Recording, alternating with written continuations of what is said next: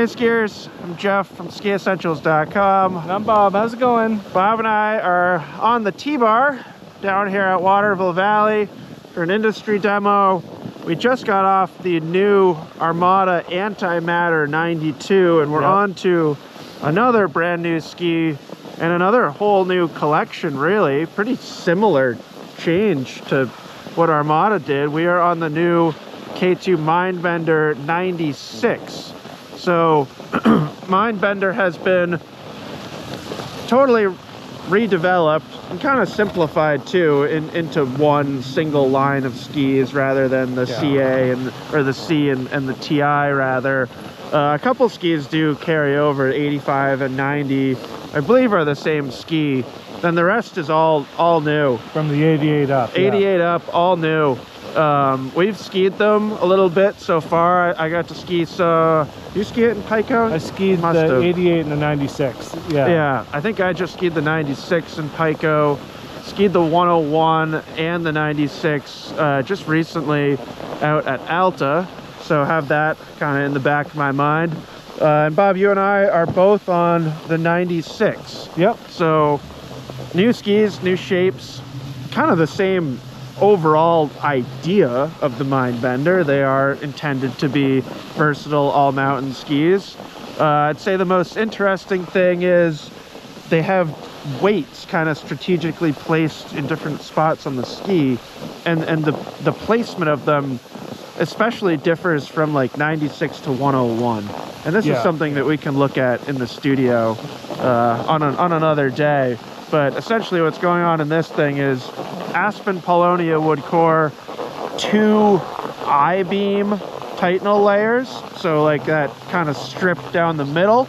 And that's kind of cool because that strip will stay the same size. So depending on different widths of the ski as a ratio to the width of the ski, more or less metal. And then we get that dark matter damping. So basically like 4 strategically placed weights. So yeah, Bob, I think you're on the 183? That is correct, Jeff. I'm on the 178. Megan is behind us on the 88 right now. We're hoping to swap that out for a 96. You want to hike up to the start gate here? Go to the start. All right, so we'll give Bob a nice long run here. And then, yeah, we'll check in on our little triple lift down there. Does that count as a classic New England ski adventure?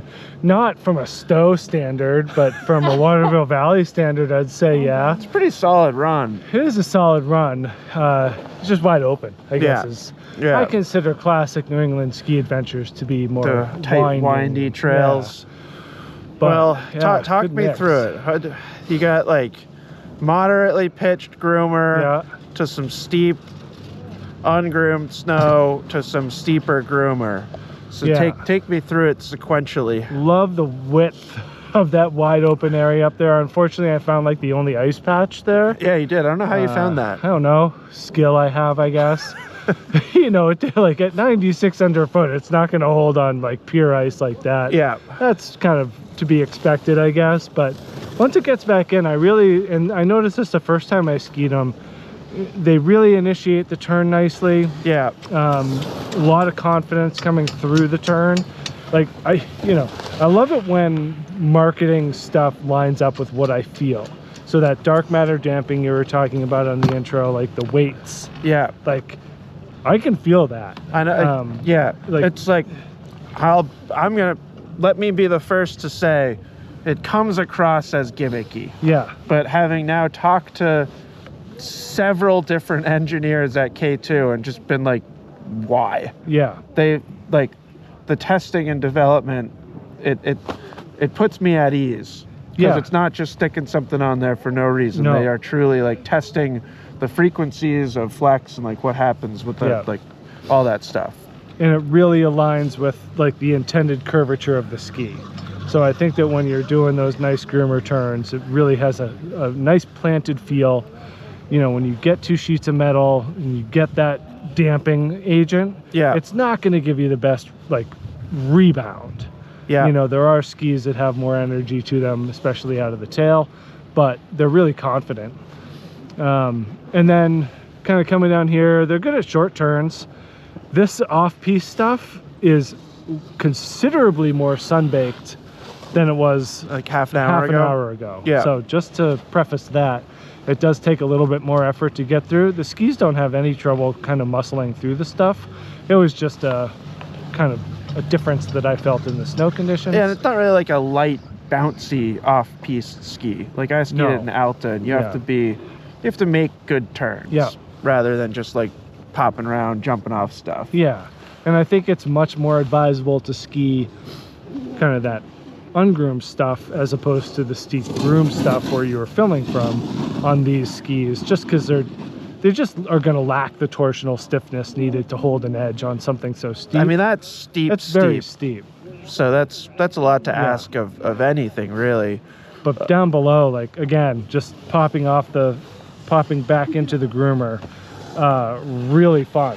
You know, like it's a predictable, fun carving feel that has a smooth and quiet stability to it. Yeah. Again, nothing's just gonna like blow you away in terms of energy or electricity, but certainly a very confident and pure feel to the snow.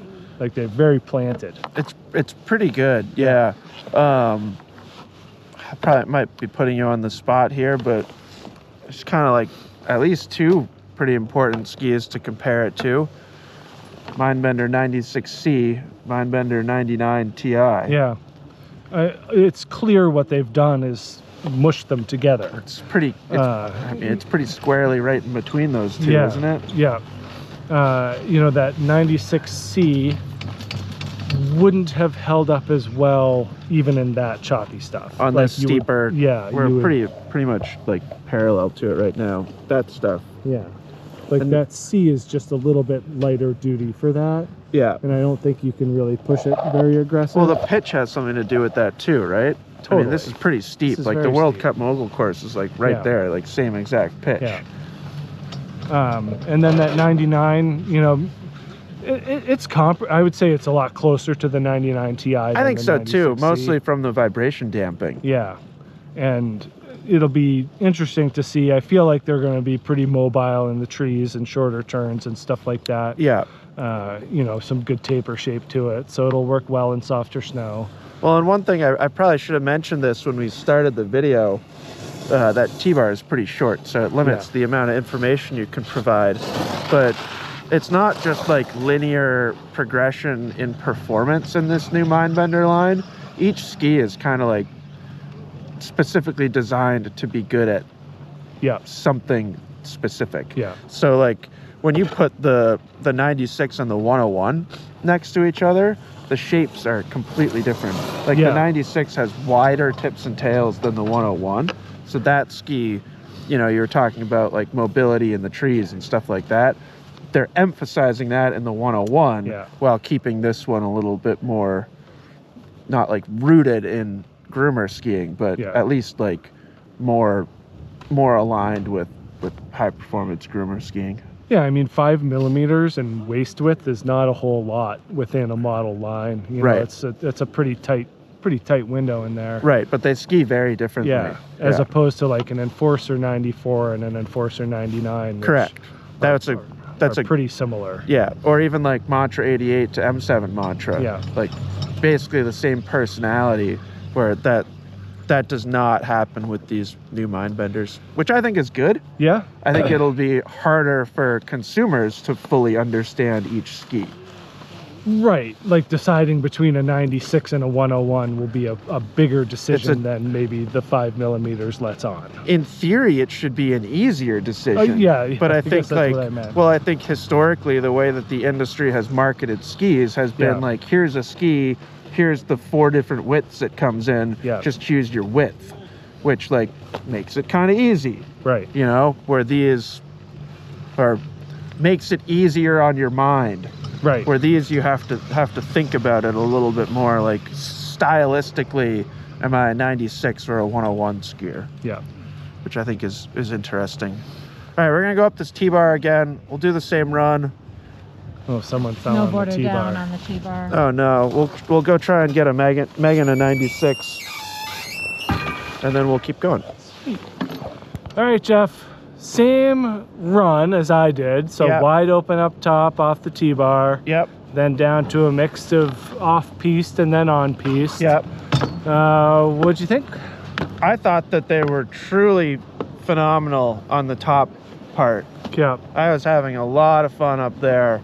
And that's more, aside from like high Rustler with no snow on it at Alta, that's mostly what I've skied them on, is like moderately pitched groomers, and they're great. I mean, I think I've made internally, not publicly, I think I've made some mantra comparisons. I don't know if you recall me making a mantra comparison, but they allow for like really technical, clean skiing.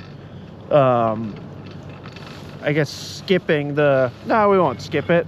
So up there, great. Yeah. Nice clean skiing, plenty of bite. I really like the way that they initiate. The tip is nice and wide and kind of pulls you into a turn. It's even like looking at Megan's 88. Like I feel like the 96 has more of a bulbous tip, Yeah. where the 88's a little straighter. So great up there. I didn't stay in the ungroomed snow for very long. I noticed that. It was not lost on me. No, it's getting the snow is getting a little weird over there. And like maybe you were thinking that I didn't do that because I wasn't having a good time. I actually think the ski is quite good in that stuff. Like the tail lets you kind of feather and release the second half of a turn.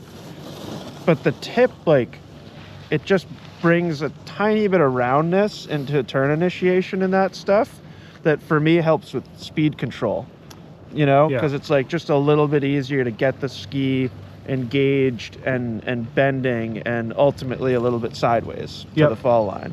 So I thought they did great there. Coming back onto the groomer, I was really looking forward to opening it up and going wall to wall, and I had some friends, I had some trail participants with me. So I wasn't able to come like full skiers left, which at first was a bummer, but then like I think was kind of nice to gain more appreciation for the ski. They did what I just did quite well. Yeah. Where you have to like make some movements and like not just do the same turn every time. I think they do that really, really well. I almost think if I had been able to open it up fully, where it's getting a little firmer and scraped off on this trail, I may have found their limit for bite right from the shovel. But no, I think they're great. I mean, I haven't found much like chatter. They're very quiet. They're very quiet and very smooth. And I don't know. They may have been unflinching, just letting them run through that stuff. But I really enjoyed that they let me manipulate what I was doing while still letting me ski pretty fast. Yep. No, I agree, and I really like what you said about that, the off-piste and the ski's desire to be a little bit more smeary and round. It just makes it feel more versatile and a little bit more free ride oriented, inspires a little bit more creativity as opposed to your mantra comparison where that ski's just going to want to crush through that stuff. Yeah, exactly. So a little bit more kind of poise and toned down a little bit, allowing for more versatility and creativity. Yeah, no, I think that's pretty accurate and a really fun aspect of this ski. Guys going for so it. Fast. Yeah, down to Stokely. I guess so. Unfortunately, we weren't able to get Megan a 96, so she's going to be an outlier in this video, but I'll take the camera. I'll chase Megan down this trail. We're flying through the battery on this camera. We've been busy down here, but we'll get your take on the 88 too as kind of some bonus.